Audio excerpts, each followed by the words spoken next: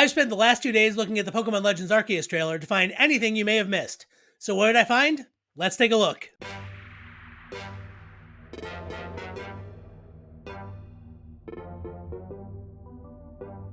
Hello everybody, Blaine here from Bridge4 Games. So yeah, as I said, I spent the last couple days going over and over that 6-minute Legends Arceus trailer to really find anything of value that we're able to find in there that we didn't know of before. And honestly, they really crammed quite a lot into 6 minutes. So even though it's all in Japanese, we are able to actually see what it kind of says because we do have a translation thanks to a couple people online. And we are able to use that to kind of decipher what's going on in the trailer a little bit better. And as it turns out, there are some hints about a lot of features we didn't know about before. And there's even some hints about potentially a new Pokemon. Now, we're going to go ahead and dive in and take a look at all of these, but before I do, I just want to take a second to ask that if you like the videos we have here on the channel, please make sure that you actually like them by hitting the thumbs up button, and of course consider subscribing to the channel to become part of our amazing Pokemon community to make sure that you never miss any of the awesome videos like this one. Alright, now that's out of the way, let's go ahead and head to the trailer. Alright, so as our trailer starts up again, we are seeing the wonderful world of Hisui all over again. And I know a lot of people are kind of on the fence about whether or not they like the landscape. I think it looks pretty cool. I do think there's a lot of diversity and it does really, kind of yearn to be explored.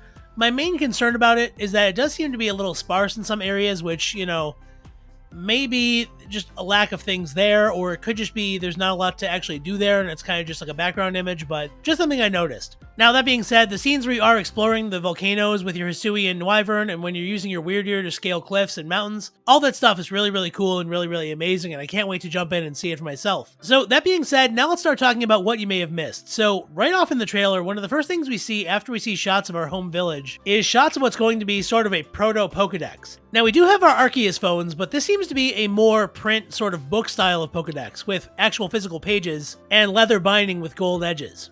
Now, as you can see, the player has caught some Pokemon, and there's some Pokemon which he hasn't caught. The caught Pokemon appear to be showing up in color, and the ones he hasn't caught appear to be showing up in gray. But what you may have missed is on the pages for each of these Pokemon, there's an indication of different types of food. Some show things like a mushroom or like an apple core. These are actually an indication of what that Pokemon likes to eat. So it's interesting that it's actually included in these pages, but for each Pokemon, there are some of the favorite foods that they have, and I imagine this will probably help with things like recovery items, or potentially EV training if that is still in the games. Now, about 20 seconds after that, we start venturing back into the world of Hisui and starting to see some of the more natural features, including this one tree. Now, what I find really interesting is that if we look at the tree, we can see that there's a number of berries, and each of the individual berry sprites are highlighted in black. Now, this says to me that there is most likely a method to actually get these down and add them to your collection of items for crafting. Now, there may be a Pokemon that can go up and get them, or you could be able to use Headbutt like in some previous games, but what I think is possible is back like in Sun and Moon and Sword and Shield, you're probably going to be able to shake those trees to make those berries fall down.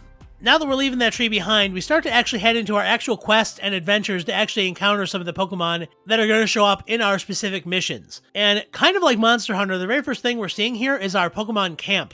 So we actually have a bunch of things here that we need to talk about. So first off, there appears to be like a mart or crafting area where we're able to actually buy recovery items, I assume like potions or berries. And with the fire pot being there, as well as that mysterious kind of briefcase, it looks like there's a couple different ways we're able to actually craft in this area. We can probably craft together recipes or maybe some other kinds of Pokeballs. I do know they mentioned that crafting was going to be in the game and featured pretty heavily. So if we are able to craft in some of the middle of our quests, that would make them actually a lot easier to accomplish and would prevent us from running out of items or balls prematurely. Now on top of that, we head over to the mat or like the tent area here, and this appears to actually have a couple different features. So initially, myself and a lot of other people kind of thought that it was going to be a recovery area, kind of like the beds in previous games, and I think most likely that's probably still the case, but as we can see from the Japanese translations, it's also giving you the option to change what time of day it is. You can show up at the morning, afternoon, evening. So this is probably a situation where you get to recover your Pokemon and then choose what time of day you want to go back into the quest. This is pretty awesome because it will allow you to choose what Pokemon you face, because some Pokemon only show up at day,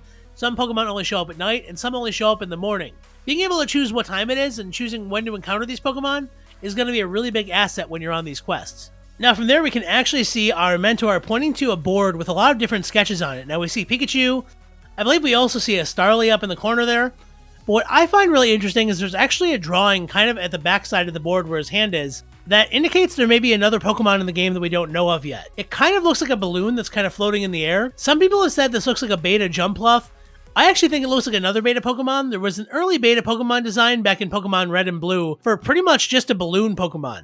Now, this was kind of evolved and adapted into Jigglypuff and Igglybuff and all those good things, so we're not really sure what exactly this is, but it does look like there may be something kind of unique happening in this drawing here. Now, if that's a new Pokemon or a new form, I don't really know for sure. But again, just something to keep an eye on, and if we see some kind of balloon-shaped Pokemon in the games, it's going to be pretty clear that's what's in this picture. Now, as we venture further into our quest here, we do see that there are some incentives for catching multiple of the same Pokemon. Now, this does seem to be hinted at that this may be part of a quest, again, kind of similar to Monster Hunter where you have to kill multiple of the same monster. It appears that there may be a mission where we actually have to catch multiple of the same Pokemon. I think in this case it's going to be Wurmple, because there appears to be a counter that goes up as we catch these Pokemon within the mission. Now from there, we actually head back to the Galaxy headquarters, and outside, I just wanted to make a note of one thing. Throughout the town, we're seeing a lot of different statues that are actually green and kind of similar to the way the statues look in the Grand Underground. And especially if we look outside of the building, there's a Galar Weezing and a green statue Magikarp. Now, we knew about Galar Weezing, which is pretty interesting because it kind of dates what time this game actually takes place in, because Galar Weezing is supposed to be part of like the industrial area of Britain. So the fact that it's showing up in what's kind of like feudal Japan is kind of interesting. But that being said, I find it really interesting that we're seeing that green color on the Magikarp as well as some of the statues on the bridge. It really sort of hints that there may be a connection between those statues and the statues that we're finding in the Grand Underground.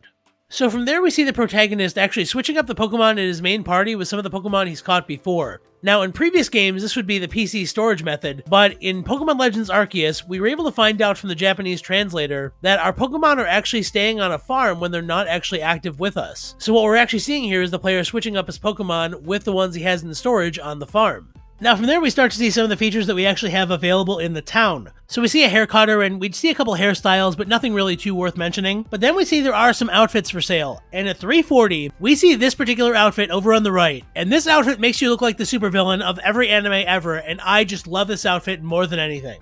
But from there we get to head over to the $349 mark, and we see that we are able to take pictures with our Pokemon. Now this was a feature that was really played up back in Ultra Sun and Ultra Moon, but I know a lot of people really enjoyed it and really liked the option to take pictures with your Pokemon, and it seems like that is definitely returning in Pokemon Legends Arceus.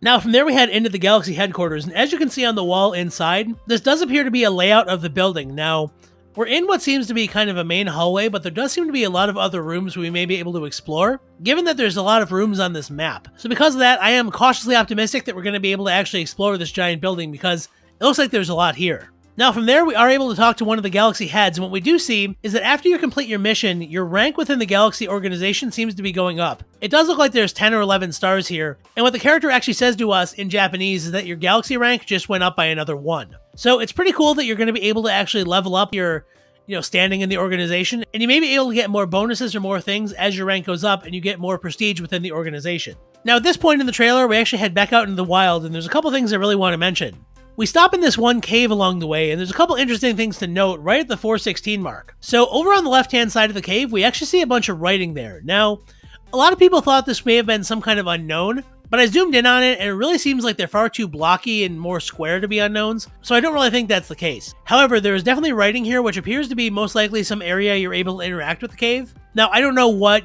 form or shape that's going to take as of yet, but it does look like there's something important in this cave. And also at that mark, I do want to highlight something on the ground on the left-hand side. We can see that the elements for the overworld are rendered the same way they are for Sword and Shield. And as you approach them, the pixels sort of seem to be interconnecting to actually form the complete picture. However, in this case, we're pretty darn close, and you can see right through that patch of grass. Now, I know for a lot of people this is a pretty small nitpick, but again, it's something I just wanted to bring up. And then it is time for our boss fight against the Pokemon Noble, Cleavor. Now, as we know, Cleavor is a branched evolution from Scyther.